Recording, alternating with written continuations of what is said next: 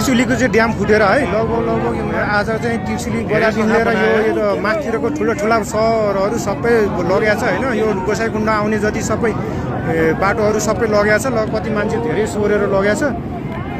तपाईँहरू चाहिँ गोसाइकुण्ड आउँदै हुनुहुन्छ भने नआउनु होला। म चाहिँ ठ्याक्कै आज कटेर माथि डाँडा पुगे मात्रै थिएँ थोरै। म चाहिँ ठुलो उसले जोगेँ है। ल सबैलाई चाहिँ यो क्यारे जानकारी है तिर्सुलीको।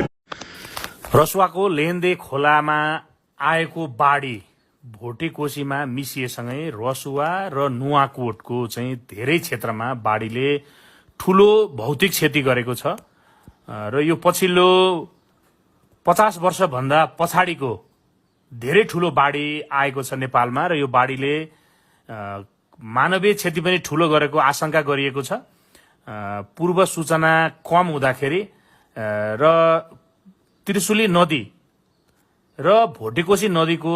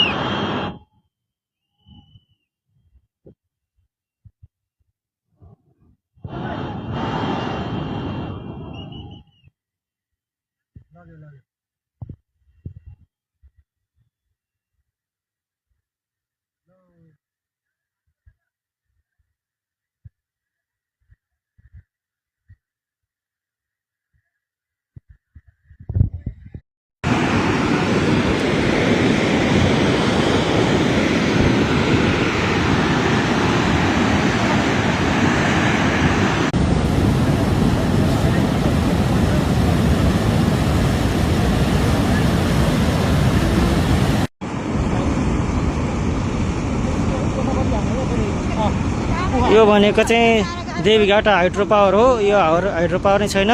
सेन्ट्रल जेल नजिकै बराबर पुसिया छ। सेन्ट्रल जेलमा यस्तो छ। अहिले चाहिँ सेन्ट्रल जेल भयो। सेन्ट्रल जेल बराबर छ, बराबर पुगेछ खोला। ठ्याक्कै सेन्ट्रल जेल बराबर छ।